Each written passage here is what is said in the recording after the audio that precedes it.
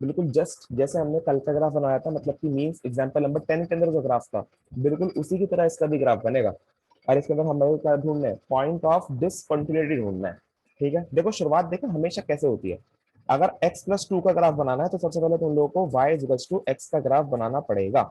ये किसका ग्राफ है, y=x का ग्राफ है। ठीक है, फिर उसके बाद अब इसमें +2 चढ़ाना है, तो सिंपल सी बात, 2 कदम ऊपर उठा देंगे। तो ये हमने क्या करा, इसको 2 कदम ऊपर उठा दिया, तो ये बन गया y=x+2 का ग्राफ। सही है, अब उसके बाद x-2 है, तो 2 कदम नीचे, जैसे हमने लास्ट क्वेश्चन में करा था, ये आ गया 2 कदम नीचे, तो इट इज y=x-2। सही है, अब यहाँ पर देखना फिर से वही कल वाला फंडा है कि जब तुम लोगों ने इन दोनों ग्राफ को एक ग्राफ पेपर पे प्लॉट करा, उसके बाद हमको कटिंग करनी पड़ती है। देखना कटिंग कैसे करते हैं। ये रहा हमारे पास एक सिंगल ग्राफ पेपर, और उसके बाद तुमने एक बनाया x+2 वाला ग्राफ, जो मैं ड्रॉ कर रहा हूँ येलो कलर से। दिस इज x+2, यहाँ से इनफाइनाइट तक जाएगा, ठीक है ना। एंड x-2 का इसके जस्ट अपोजिट। सही है, ये गया x-2 का। सिंपल। अब अपने को देखना इसके अंदर रेंज और डोमेन, दो वर्ड होते हैं जो तुम लोगों को पता होनी चाहिए। ये x जो है इट शोज डोमेन जो हम डालते हैं, मतलब कि जो हमारा ग्राफ है वो अलाउ कर रहा है हमको कि केवल और केवल x की वैल्यूज 1 से कम लो। सही है ना, मतलब कि x की वैल्यूज क्या करनी है अपने को, 1 से कम कम लेनी है। और एक कहां पर होगा, ये तुम लोग को पता होना चाहिए। जब तुमने ग्राफ बना लिया है, सो इट इज 2। ये पॉइंट कौन सा होगा, ये पॉइंट होगा 2, मतलब कि जहां जहां पर भी कट कर रहा है वो 2 है, क्योंकि हमने 2 कदम ऊपर और 2 कदम नीचे करा है। ये भी 2, it is -2 and here is -2। ठीक है ना। अब देखो 1 1 कहां पर होगा, इससे यहाँ इस तरफ, दिस इज 1। अब हमसे क्या रखा है, जो ऊपर वाला ग्राफ है, येलो वाला ग्राफ है, वो केवल और केवल 1 से छोटे के लिए एप्लीकेबल है। सही है ना, अगर ये 1 से छोटे के लिए एप्लीकेबल है, इसका मतलब जो यहाँ पर मान लो 1 आया होगा, जो इसके 1 से आगे वाला पोर्शन है वो सारा का सारा कैंसिल आउट, कट, आगे वाले पोर्शन की जरूरत ही नहीं है। और जो x-2 दैट मींस नीचे वाला ग्राफ है, उसके अंदर क्या है कि 1 से बड़ा बड़ा लेना है। दिख रहा है ये x is always greater than 1, 1 से बड़ा बड़ा। तो इसका मतलब क्या है, जितनी भी 1 से छोटी वैल्यूज है वो सब गायब। सो 1 से छोटी वैल्यूज मतलब कि यहाँ पर आएगा, यहीं पे 1, और इससे छोटी वैल्यू हटा दो, सारा का सारा ये ग्राफ किसी काम का नहीं है। ठीक है, तो ये ग्राफ हटा दिया। अब उसके बाद लेकिन कल तक तो ये भी खत्म हो गया था, कल को यहाँ पर इक्वल टू का साइन लगा दिया था उन्होंने। लेकिन अब की बार क्या कर रखा है, x=1 पे जब वैल्यू 1 होगी, तो ना ही ऊपर वाला ग्राफ काम आएगा, ना ही नीचे वाला ग्राफ काम आएगा। दैट मीन्स हमारे पास x=1 पे ना ही यहाँ पर और ना ही यहाँ पर, दोनों पे क्या आएगी, होलो डॉट आएगी। दैट मीन्स ये दोनों के दोनों इंक्लूड नहीं होंगे। 1 पर ये भी इंक्लूड नहीं होगा, और 1 पर नीचे वाला भी इंक्लूड नहीं होगा। होएगा क्या, 1 पर केवल 1 ही इंक्लूड होएगा। दैट मीन्स 1 पर हमारे पास जो पॉइंट है वो लाई करेगा 0 पे, दैट इज y=0, मतलब कि x पे वैल्यू 1 और y पे 0, मतलब कि कुछ यहाँ पर समझ में आ रहा है, x पे 1 y पे 0, x एक्सिस पे 1 और y एक्सिस पे 0, तो ये वाला पॉइंट हमारे पास इंक्लूड हो जाएगा। तो ये इसका ग्राफ। अगर मैं बाकी का जो बेकार का पोर्शन है वो हटा दूं, सो हमारे पास कुछ इस तरीके का ग्राफ देखने को मिलेगा। ये जो एक्स्ट्रा है वो हटा रहा हूँ, ये रहा हमारे पास ग्राफ। तो ये कहां पर डिसकंटिन्यूअस है, it is discontinuous at 1। So point of discontinuity केवल इसका एक ही है, दैट इज 1। सही है, तो आंसर क्या है इसका, discontinuous at 1, discontinuous eight x=1, 1 पे डिसकंटिन्यूअस है। और देखो अपने को चेक भी वहीं पे करना पड़ता है, मींस के अपने को चेक भी जो ब्रेकिंग पॉइंट्स होते हैं, जहां पर एक ग्राफ ब्रेक हो रहे हैं, वहीं पर ही चेक करना होता है। पेपर में तुम लोग कैसे करोगे, पहले चेक करोगे 1 से थोड़े से कम में, that is limit x tends to 1 के माइनस में f ऑफ x, सिंपल। और उसके बाद 1 से छोटा, दैट इज कितना छोटा, 1 माइनस एच। अब किस में रखा जाएगा, ऊपर वाले ग्राफ में, क्योंकि यही कह रहा है कि एक्स की वैल्यू 1 से छोटी है। सो 1 माइनस एच, ऊपर वाले ग्राफ में रख रहा हूं मैं, एक्स की जगह 1 माइनस एच प्लस 2, और एच ट्रेंडिंग्स टू कितना है, H trendings to 0। So here H trendings to 0, तो एच के लिए 0 पुट कर दो, तो 2% कितना आ गया, 3। सही है, सिंपल। और उसके बाद हम क्या निकालेंगे, ये तो अगर निकल गई LHL, अब क्या निकालेंगे RHL, limit x tends to 1 के प्लस में, मतलब कि 1 से थोड़ा सा आगे, 1 से आगे गए, सो fx इज इक्वल्स टू, बताना कितनी आएगी जल्दी से कैलकुलेट करके। सो -1 सही बताई, तो 1 प्लस एच, यहाँ पर आ जाएगा 1 प्लस एच, नीचे वाला फंक्शन है पुट करा जाएगा, एंड -2 दिस -2, और लिमिट h टेंडिंग्स टू 0। सही है, बस अब पुट कर दो 0, दैट इज इक्वल्स टू -1, और लास्ट क्या रह जाएगा, लास्ट रह जाएगा f(1). अब 1 पे वैल्यू कितनी है, so here f(1) is equals to 0। ठीक है, तो हमारे पास तीनों वैल्यूज आ गई, RHL, LHL और f(1), तीनों की तीनों अलग अलग है। It is discontinuous, hence proof it is discontinuous at x equal to 1। सही है, एग्जांपल नंबर 11। ग्राफ बनाते हैं इसका। फिर अब सबसे पहले देखना बिल्कुल वही जैसे सिखाया था, बिल्कुल वैसे ही स्टार्टिंग में बेसिक से जाना, ठीक है ना। सबसे पहले x का ग्राफ बनाएंगे, y इक्वल्स टू x का graph, straight line passing from the origin, simple, y equals to x का ग्राफ। उसके बाद क्या रखा है, x+2, 2 कदम ऊपर उठा दो, उठा दो 2 कदम ऊपर, ये आ गया 2 कदम ऊपर ग्राफ, तो it is y equals to x+2, simple. अब उसके बाद क्या करेंगे हम लोग, नीचे वाला ग्राफ बनाते हैं। नीचे वाले ग्राफ में क्या है, -x, तो इसका मतलब जो बिल्कुल x का ग्राफ है उसी का उल्टा अपोजिट बनेगा -x का ग्राफ। इसका बना था इस तरीके से, मतलब कि फर्स्ट और थर्ड क्वाड्रेंट में, और इसका बनेगा इसका उल्टा सेकंड और फोर्थ क्वाड्रेंट में। ये गया graph y equals to -x का।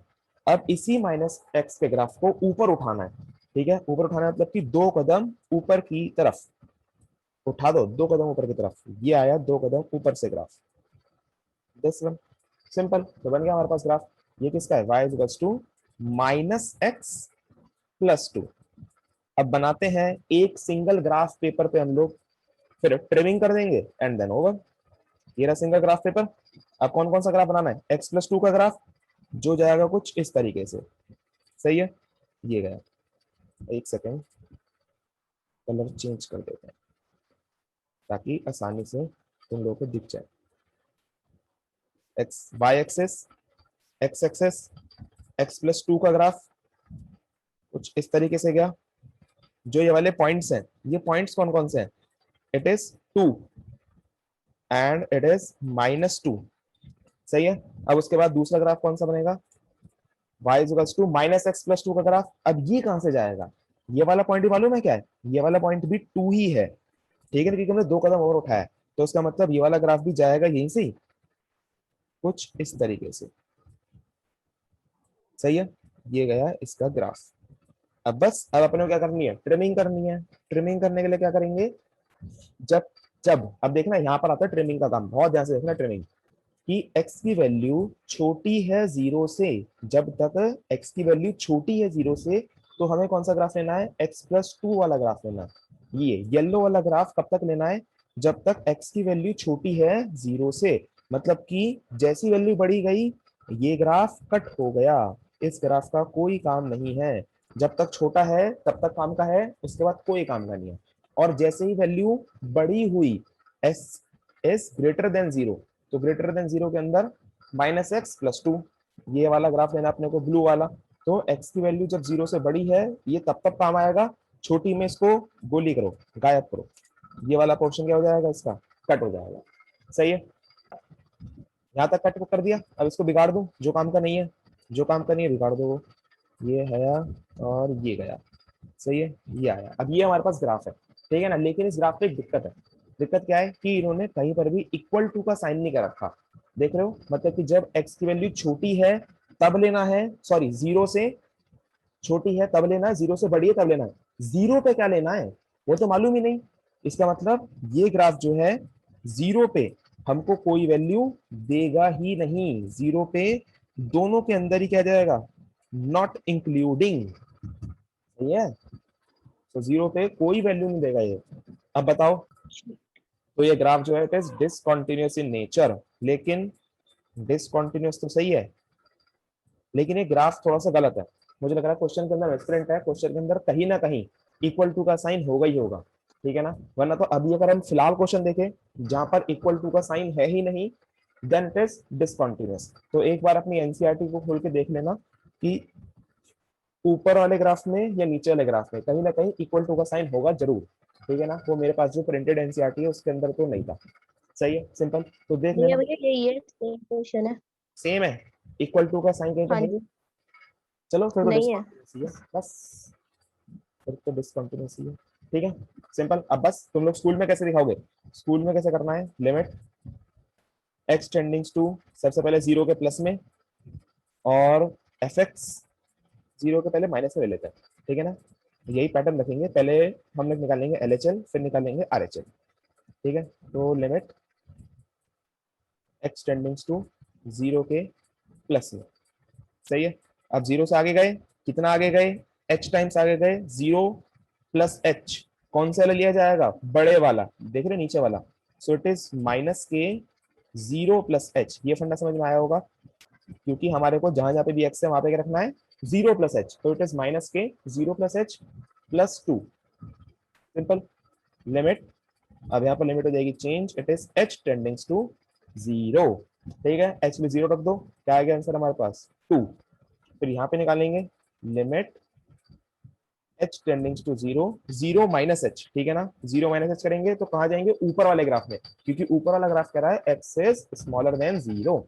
सो it is zero minus H plus to. ठीक है, सिंपल। रख दो जीरो, तो आंसर क्या आ गया, टू। तो ये तो हमारे पास ध्यान से हमको देखने को क्या मिल रहा है कि इट इज कॉन्टिन्यूअस। ऐसे कैसे कर रहे हैं, ठीक है ना। समझ रहे हो तुम लोग कि हम लोग तीन पैरामीटर्स देखते हैं, एलएचएल देखेंगे, आरएचएल देखेंगे, और जीरो पर भी चेक करेंगे। जीरो पर चेक करने के बाद ही हम लोग कह सकते हैं कि इट इज कॉन्टिन्यूअस और नॉट। तो केवल दो चीजें देख के, एलएचएल आरएचएल देखकर हम लोग नहीं निकाल सकते, तो हमें एफ ऑफ जीरो भी निकालना पड़ेगा। अब एफ ऑफ जीरो है क्या, एफ ऑफ जीरो के बारे में तो कहीं पे दिया ही नहीं है। So F of zero is not given, so not be determined, that is infinite. कह सकते हो तुम लोग इनफाइनाइट या फिर नॉट डिटरमाइंड। सो एनडी लिख देते हैं, एनडी नॉट डिटरमाइंड, तो हम निकाल ही नहीं सकते। इसका मतलब एफ ऑफ जीरो पे कोई वैल्यू है ही नहीं। तो इसका मतलब क्या है, अगर कोई वैल्यू नहीं है तो तीनों की तीनों इक्वल नहीं है। वैसे कभी ऐसा होता नहीं है, एफ ऑफ जीरो भी इनको देना चाहिए था, क्योंकि जीरो पे कोई ना कोई वैल्यू होनी चाहिए थी। ठीक है ना, इक्वल टू का साइन होगा किसी ना किसी एनसीईआरटी के अंदर पक्का, क्योंकि एनसीईआरटी में ऐसा कोई क्वेश्चन नहीं है।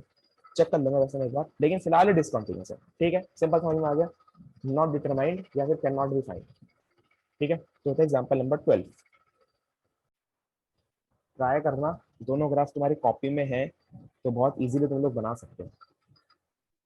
बनाते हैं, ग्राफ बनाते हैं, चेक करना। तो सबसे पहले वही बिल्कुल बेसिक से, y is equals to x graph passing from the origin, simple, y is equals to x। Then उसके बाद y is equals to x square, इसका ग्राफ कैसे बनेगा, इट इज पैराबोला, पहले बताया था, और ट्रिक भी बताई थी याद करने की, कि जिसकी पावर 1 हो उसके अलोंग बनाना है। ठीक है ना, x square is always parabola, लिख लो कि एक्स स्क्वायर जहां पर भी दिख जाए वहां पर पैराबोला बनाना है, यदि पावर 2 कहीं पे दिख जाए इट इज पैराबोला। बस हमारे को ध्यान रखना है जिसकी पावर 1 है उसके अलोंग बनेगा। ठीक है ना, y की पावर 1 है, सो इट इज अलोंग y। ये आ गया। ठीक है, अब इन दोनों ग्राफ्स को हमको एक ही ग्राफ पेपर पे प्लॉट करना है, एंड देन ट्रिमिंग, और फिर उसके बाद आंसर तुम्हारी आंखों के सामने होगा। ठीक है, बिना किसी कैलकुलेशन के। देखना ध्यान से, सबसे पहले कौन सा बना है, y इक्वल्स टू x का ग्राफ, ये रहा येलो कलर का, y इक्वल्स टू x का ग्राफ। ठीक है, और उसके बाद y equals to x square का ग्राफ, तो कैसे बनेगा, ऊपर की तरफ ये गया, ये इस तरीके से। ठीक है, तो ये दोनों ग्राफ हमने बना दिए। अब हमको तय करना है कि हम लोग कौन कौन सा एरिया लेना है इसमें, तो अभी कौन कौन सा उसमें पोर्शन कट करना है। तो सिंपल है कि x is greater than zero, कि अगर x की वैल्यू जीरो से बड़ी है या जीरो से इक्वल है तो ये वाला लेना है, y इक्वल्स टू x वाला। मतलब कि जैसे ही जीरो से वैल्यू छूटी गई इस ग्राफ ने हमारा साथ छोड़ दिया। ये कह रहा है केवल बड़ा बड़ा लो, तो छोटे वाला क्या कर देंगे हम लोग कट, छोटे वाला किसी काम का नहीं है, छोटे वाला हटाओ। फिर उसके बाद नेक्स्ट एक्स स्क्वायर वाला ग्राफ कब कब कह रहा है कि एक्स की वैल्यू छोटी होनी चाहिए जीरो से, छोटी होगी तभी काम करूंगा, जैसी बढ़ी गई मेरे को भूल जाओ, मेरे को मैं हूं ही नहीं, जैसे तुम लोग एक्स से बढ़ा गए तो एक्स से जैसे ही आगे गए x के पॉजिटिव में गए ये ग्राफ हट गया, ठीक है। अब बस काट दो जो ग्राफ कट रहा है।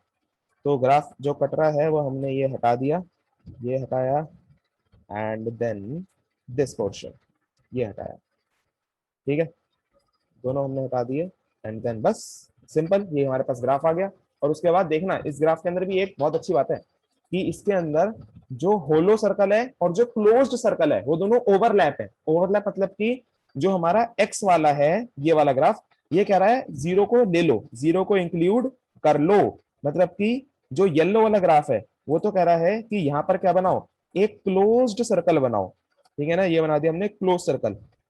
लेकिन जो ब्लू वाला ग्राफ है that is x square, x square का ग्राफ क्या कह रहा है कि केवल भाई जीरो से छोटा छोटा लो, जीरो पे मेरे को नहीं मालूम, तो जीरो पे क्या आना है यहाँ पर, होलो सर्कल, ठीक है ना। और ब्लू कलर का होलो सर्कल और फिर उसका येलो कलर का डार्क सर्कल, दोनों का ओवरलैप, दैट मींस पूरा का पूरा सर्कल है वो, डार्क सर्कल है वो, ठीक है। तो हमारे पास ये बन गया ग्राफ, ठीक है। कॉन्टिन्यूस है डिसकॉन्टिन्यूस है, कंटिन्यूस भैया। इट इज सिंपली Continuous है। कॉन्टिन्यूस, ठीक है। It is continuous in nature, सही है। कॉन्टिन्यूस ये कि अगर ग्राफ कॉन्टिन्यूस है तो आरएचएल एलएचएल निकालने की नीड ही नहीं होती है, केवल क्या निकालना है, एफ ऑफ जीरो निकालना है। तो अगर तुम लोग एफ ऑफ जीरो निकालोगे तुम लोग पता चलेगा कॉन्टिन्यूस है। एफ ऑफ जीरो निकालो, जीरो पे क्या वैल्यू है, जीरो पे वैल्यू है जीरो, तो मतलब कि आरएचएल भी एलएचएल भी दोनों की दोनों जीरो आने वाली है, चाहे तो निकाल कर देख लो। So limit X tendings to zero के माइनस में F of X simply, then उसके बाद जीरो माइनस एच कहां पे रखेंगे, zero minus H X square में, क्योंकि ये क्या रखा है X is smaller than zero, so zero minus H का होल स्क्वायर, ठीक है। Then limit H tendings to zero, बस कर दो जीरो वैल्यू रख दो, so it is zero. Then उसके बाद एलएचएल नोट कर लो फटाफट से, जिसे नोट करना है तुरंत हम लोग नेक्स्ट पे जाएंगे।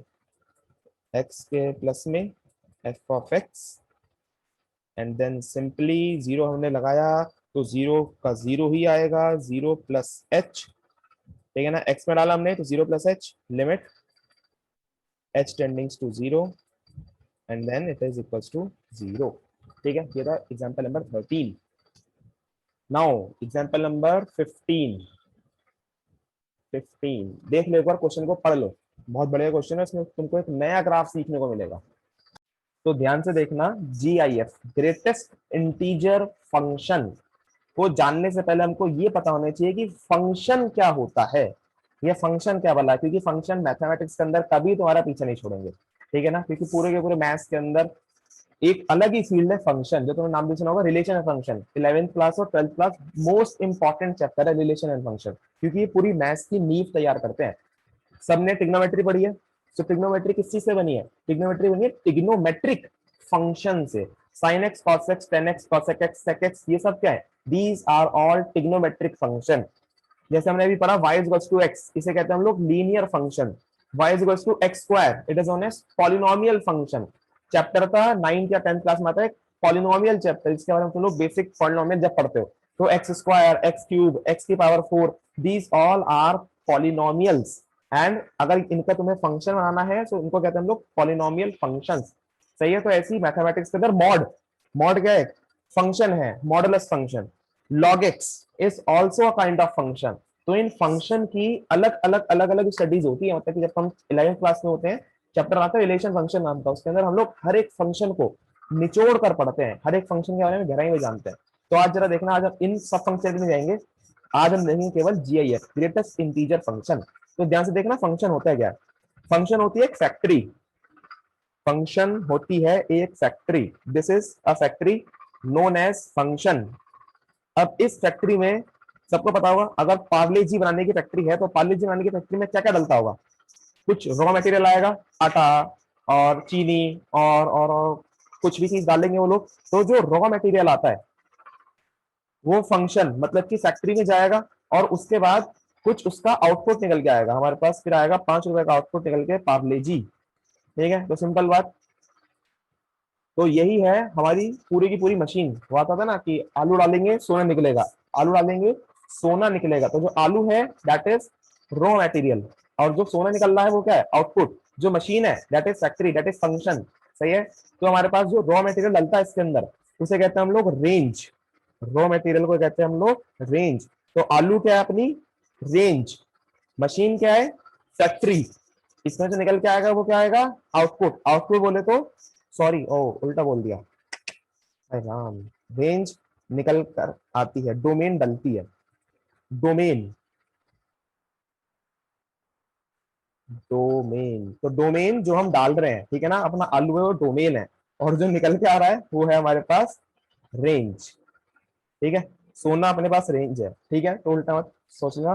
तो डोमेन जो हम डालते हैं फंक्शन में फैक्ट्री के अंदर, और उसके बाद जो निकल के आएगा दैट इज रेंज, सही है। सिंपल सी बात कहानी समझ में आ गई। और उसके बाद देखना ग्रेटेस्ट इंटीजर फंक्शन क्या होता है, इसको डिनोट करते हैं कुछ इस तरीके से, ये दिख रहा है ऐसे बॉक्स के अंदर, GIF ग्रेटेस्ट इंटीजर फंक्शन, और इसी का एक भाई भी होता है लीस्ट इंटीजर फंक्शन LIF, वो इतना इंपॉर्टेंट नहीं होता, तो बस इसका जस्ट उल्टा होता है, पहले इसे देख लो उसके बाद वो अपने आप समझ में आ जाना है, ठीक है। तो देखना जरा GIF के अंदर होता क्या क्या है। ये ग्राफ है सिंपल सा GIF का, अब इस ग्राफ को रीड करना ताकि तुम लोगों को बेसिकली फंक्शन की सारी बातें समझ में आ जाए। फिर हम लोग इसके डोमेन और रेंज भी देखेंगे कि हम लोग इसमें डाल क्या कह सकते हैं, बहुत बेसिक है ग्राफ के अंदर हम लोग रीड कैसे करते हैं ग्राफ को, ध्यान से देखना ग्राफ को हम रीड करना सिखाता हूँ। सबसे पहले देखो 2, GIF ऑफ 2, तो GIF 2 पे हमारे पास कितनी वैल्यू दे रहा है, तो 2 पे हमने देखा, 2 पे हम लोग ऊपर बढ़े, ये क्या 2 पे ये वैल्यू हम लोग ले सकते हैं, नहीं ले सकते, बिकॉज 2 पे हमारे पास ये वैल्यू मायने ही नहीं है, क्योंकि ये क्या है होलो सर्कल है, तो यहाँ पे लाइन नहीं करेगा, 2 पे कहां चला जाएगा इससे ऊपर, मतलब कि यहाँ पर, तो 2 पे जो हमारे पास वैल्यू निकल के आ रही है दैट इज इक्वल्स टू 2, तो GIF ऑफ 2 कितना होता है 2। फिर हम लोग 2 से थोड़ा आगे गए, मान लो 2.5, ठीक है 2.5, तो 2.5 का GIF, तो 2.5 मतलब कि यहां पर पड़ेगा तो 2.5, अब इससे ऊपर जाओ 2.5 से, तो तुम लोग देख सकते हो GIF of 2.5 is also equals to 2, तो 2.5 का GIF भी 2। 2.9 थोड़ा सा और आगे गए, 2.9 का GIF, सो 2.9 का GIF यहां पर पड़ेगा 2.9, 3 से जस्ट थोड़ा सा पहले, सो ऊपर गए अगेन, कितना आया अगेन 2, सो यह आ गया हमारे पास अगेन 2, बट जैसे ही तुम लोग कहां गए 3 पे गए, सो GIF ऑफ 3, अब 3 पे देखना 3 पे क्या होगा, 3 पे गए ऊपर बढ़े, तो 3 पे बढ़ते गए बढ़ते गए बढ़ते गए बढ़ते गए, हमारे को एक पॉइंट मिला ये यहां पर, सो हमारे पास जो ये पॉइंट है ये कैसा है होलो सर्कल, और तुम लोगों को बता दिया मैंने होलो सर्कल का मतलब क्या होता है, इंक्लूड नहीं करना, नॉट इंक्लूडेड, तो 3 जो है वो यहां पर नहीं आएगा, इससे ऊपर जाएगा यहां पर, सो 3 क्या है ये वाला, तो ये वाली लाइन जाएगी 3 के लिए, सो हियर इज 3, ठीक है, तो ये आ गया हमारे पास 3। और उसके बाद अगर तुम वहीं पर ही देखोगे अगर 1.5, सो 1.5 यहां लाई करेगा, 1.5 के लिए कितनी होती है 1, so GIF of 1.5 is equals to 1, simple. और उसके बाद देखोगे अगर तुम GIF ऑफ 0, तो 0 का GIF 0 ही होता है, ठीक है, 0 का GIF 0, मतलब कि तुम लोग सोच सकते हो कि यहाँ जितने भी इंटीजर वैल्यू है उन पे वैल्यू उतनी ही रहेगी, और अगर तुम लोग पॉजिटिव में गए, मतलब कि मान लो तुम निकाल लो 2.5 2.9 और 3, तो उस पर वैल्यू 2 ही आएगी। बेसिकली जो ये GIF फंक्शन है, ये GIF फंक्शन जो है ना ये किसी एक फंक्शन से मिलकर बना है, मतलब कि बता दो तुम लोगों को GIF कैसे बना हुआ है, GIF 2 फंक्शन से मिलकर बना हुआ है, GIF है x minus fractional part of x, अब तुम लोगों को x तो मालूम है y is equals to x, simple function linear function, लेकिन अब ये क्या है, मतलब कि हमारे पास मैथमेटिक्स में 2 बॉक्स होते हैं, एक ये इस तरीके का बॉक्स जो रिप्रेजेंट करता है GIF को, और एक इस तरीके का बॉक्स, ये देख रहे हो ये ब्रेसिस वाला स्क्वायर ब्रैकेट, इसे कहते हैं स्क्वायर ब्रैकेट, इसे कहते हैं हम लोग सिंपल ब्रेसेस, कर्ली ब्रेसेस, ठीक है, तो कर्ली ब्रेसेस वाला, तो अब एक कर्ली ब्रेसेस क्या है, इसका नाम है हमारे पास फ्रैक्शनल पार्ट ऑफ x, ठीक है ना, लिखते रहो साथ साथ, इट इज, या फिर लिखूंगा समझ लो पहले, fractional part of x, fractional part of x, ठीक है। अब ये फ्रैक्शनल पार्ट ऑफ x क्या है जरा देखना, इसको भी ग्राफ से दिखाता हूं, बहुत बढ़िया ग्राफ बनता है इसका भी, ये रख देखो graph fractional part of x का बलून वाला ग्राफ, तो यहाँ पर जो वैल्यू है ये वैल्यू है 1, ठीक है ना, दिस वैल्यू इज 1, तो इसके अंदर देखना ये क्या कहना चाह रहा है, ये कहना चाह रहा है कि जैसे तुम लोग 0 से चले, 0 से आगे बढ़े, इट इज 1। ये जो ये है ना बलून, ये जस्ट इसके ऊपर है, जस्ट इसके ऊपर, यहाँ पर ये इस तरीके से ग्राफ होता है, जस्ट इसके ऊपर की तरफ है थोड़े से ग्राफ के अंदर वो है। तो 0 1 2 3 4 ऐसा है। तो मतलब कि जब तुमने 0 से लेकर आगे तक बढ़े, मतलब कि तुमने 0 पे गए, 0 पे वैल्यू कितनी है 0, तो फ्रैक्शनल पार्ट ऑफ एक्स हमारे पास, अगर तुमने 0 डाला तो देगा ये 0। अगर तुमने डाला 0.5, 0.5 तो ये कितना देगा 0.5 पे का। तो 0.5 पे बिल्कुल सही बताया, 0.5, तो 0.5 0.5।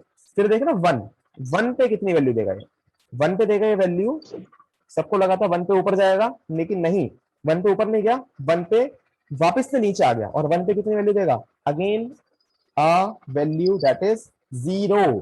दिख रहा है 1 पे वैल्यू कितनी है, x इक्वल टू 1 पे y की वैल्यू देखनी होती है, सो y के लिए कितनी है 0, सो 1 पे वैल्यू कितनी है 0। फिर आगे बढ़ो 1 से 1.5, 1.5 पे वैल्यू कितनी है, 1.5 पर कितनी वैल्यू है, तो अब बिल्कुल सही बताया तुम लोगों ने, 1.5 पे वैल्यू होगी 0.5, 1.9 पे वैल्यू होगी 0.9, एंड 2 पे, 2 पे वैल्यू कितनी आएगी, 2 पे 0 0, अगेन बिल्कुल सही 0। सही है ना, तो आपको पता चल गया होगा फ्रैक्शनल पार्ट ऑफ एक्स, अपने नाम से बता रहा है फ्रैक्शनल पार्ट ऑफ एक्स, मतलब कि एक्स जो भी है उसका फ्रैक्शनल पार्ट लेना है तुम लोगों को, मतलब कि अगर ये 0.5 है तो 0.5, 1.5 है तो 0.5, 1.9 है तो 0.9, 1.7 है तो 0.7, मतलब कि जो पॉइंट के बाद वाली वैल्यू है केवल वो ही लेनी है। तो तुम लोग सोचोगे भैया ये बताओ 1 पे वैल्यू 0 कैसे आ रही है, क्योंकि तुम लोग 1 को लिख सकते हो 1.0, तो पॉइंट के बाद वाली वैल्यू लेनी है अपने को, दैट इज 0.0, और ऐसे 2 को क्या लिखोगे 2.0।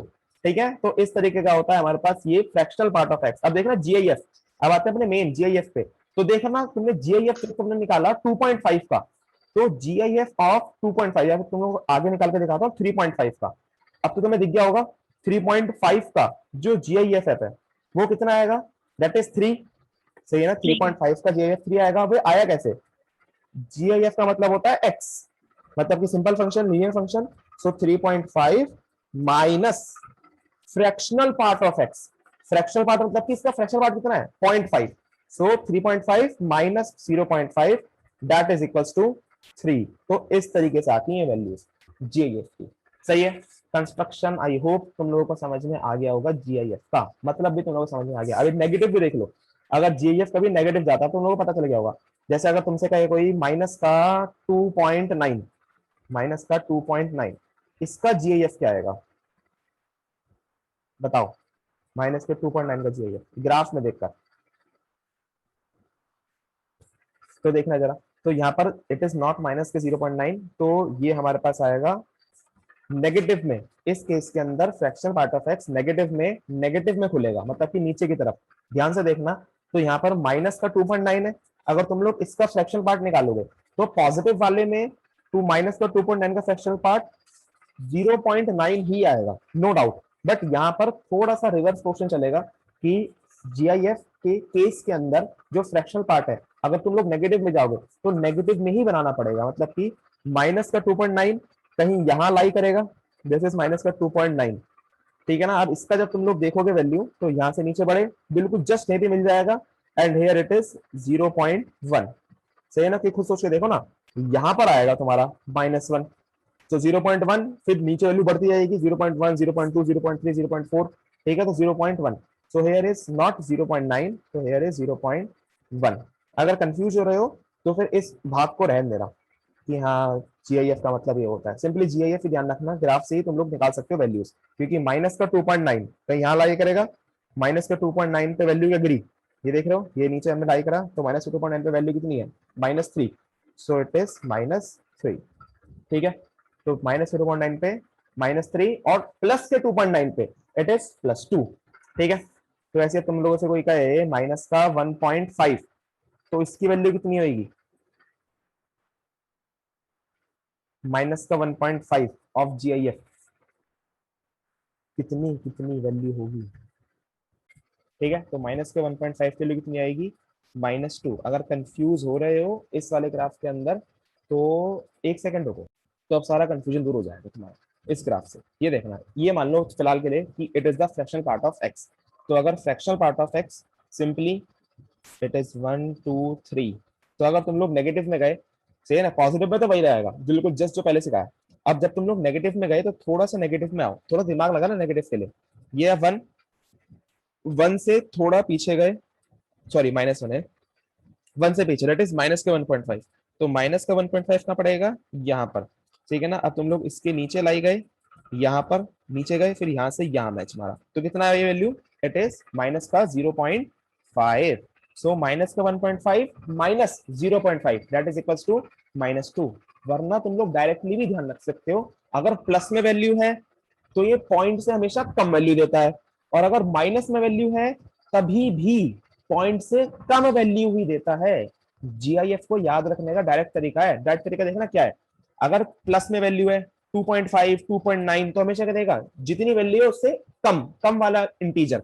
2.5 का आंसर 2, 2.1 का इंटीजर 2, सॉरी 2.1 का जीआईएफ 2, 2.3 का जीआईएफ 2, 2.9 का जीआईएफ 2, ठीक है ना। और अगर तुम लोग नेगेटिव में गए तब भी कम ही वैल्यू देता है, क्योंकि जितना भी नेगेटिव में चले जाओ, माइनस का 2.1 का इंटीजर 3, माइनस का 2.2 का इंटीजर सॉरी 3 नहीं -3, तो -3 मतलब कि उससे कम नीचे की तरफ, क्योंकि ऐसे नेगेटिव में जब जाते हैं तो ये कम वैल्यू होती है ना।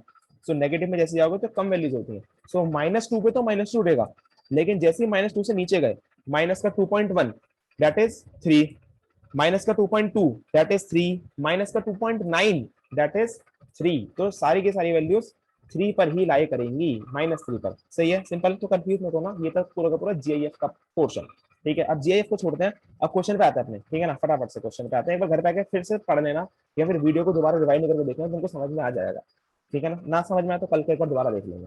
तो देखना क्वेश्चन में क्या रखा है कि जीआईएफ बताओ कहाँ कहाँ पर डिसकंटिन्यूअस है, इसके पॉइंट ऑफ डिसकंटिन्यूटी बताने हैं, कि बताओ किस किस पॉइंट पर आके ये टूट रहा है ग्राफ। तो ग्राफ देखकर तुम लोग बता सकते हो ये सारे के सारे इंटीजर्स पर टूट रहा है। जैसे इंटीजर आएगा वैसी अपनी वैल्यू बदलेगा। खुद सोचो, 2 पे वैल्यू कितनी है 2, 2.1 पे 2, 2.5 पे वैल्यू भी कितनी है 2, 2.9 तक वैल्यू कितनी है 2, लेकिन जैसे आया 3 इनने वैल्यू चेंज मार दी, ठीक है ना। तो 3 पर ये ग्राफ टूट गया, तो जितने भी इंटीजर पॉइंट है वहां पर डिसकंटिन्यूअस है, ठीक है। सो इट इज डिसकंटिन्यूअस, लिख देते हैं black, it is discontinuous at all integer point, discontinuous at all integers, ठीक है ना। तो सारे के सारे इंटीजर पर ये डिसकंटिन्यूअस है, चाहे पॉजिटिव ले लो चाहे नेगेटिव ले लो, 1 2 3 4, या फिर -2 -1 -2 -1 -2 -3 -4, सब जगह क्या ये डिसकंटिन्यूअस है, सारे के सारे इंटीजर्स पर, ठीक है। डायरेक्टली बस मेरे को यही बताना था, बट एक्सप्लेनेशन के चक्कर में इतना ज्यादा ये थोड़ा सा मेस क्रिएट हो गया, लेकिन फिर भी अगर तुम लोग समझना चाहो तो समझ सकते हो, ठीक है। चलो जी, बस बाकी करेंगे कल।